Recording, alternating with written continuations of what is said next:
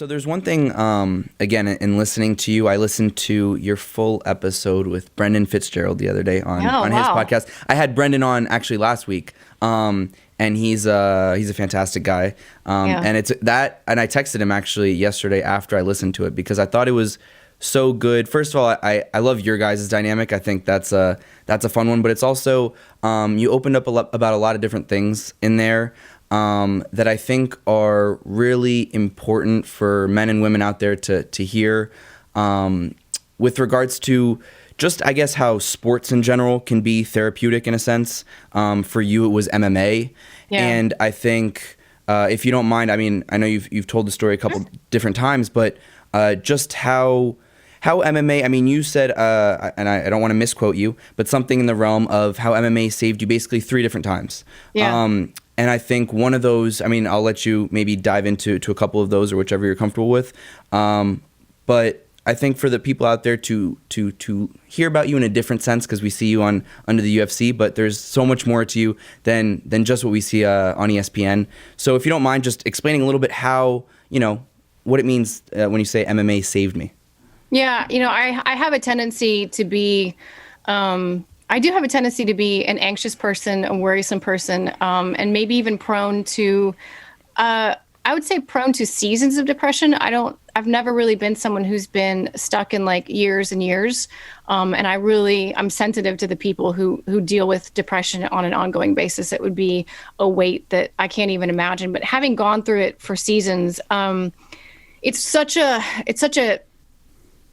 quicksand. Like, it's so hard to fight your way out of it. You almost can't, I guess. And so the one thing that I found that really allowed me to just create space in my brain and have even a couple of hours where I wasn't fixating and worrying and trying to fix my own problems in my head was MMA. And what happened was I was, again, that the upbringing that I told you about and how really it was never explicitly stated, but it was sort of inferred that my goal was to go to college and find a nice guy and get married and make a family, right?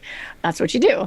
And I thought I was doing that, and I got married way too young. I was 24, 23. I can't remember, honestly. Very short-lived, 6 months long, terrible, horrible, giant dumpster fire.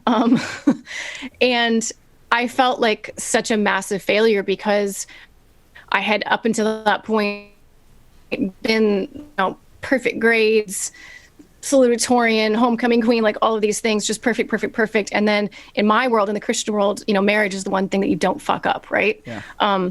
So, and then here I did and went and just completely right into the ground. So it was really alarming to me that like I was making this, what felt like just this massive life mistake, and my life was over and yada. So I knew that karate had been really good for me in high school, and I thought, okay, I need to find a martial art. I need to find something to pour myself into that's physical, but it can't be something where I can think about something else at the same time. Like, it can't be running because that's just more thinking. It can't be lifting weights. It's just more time to be alone in my head.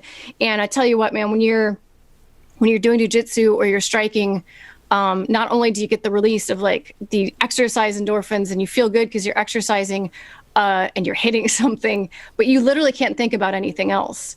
And so that hour and a half passes, and all of a sudden, like, you're done and you think, man, I still, like, nothing has changed in my life in this last hour and a half, but I just feel 10% better. And every day I would feel 5 or 10% better.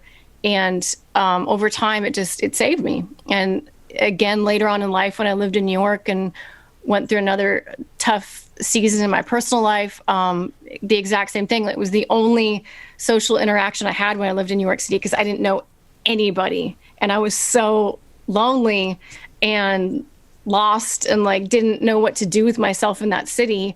So it was the only place where I had friends. And again, it was just this ability to go there and forget kind of the troubles in my head and my heart and come away refreshed. So it's a sport unlike any other. It's amazing.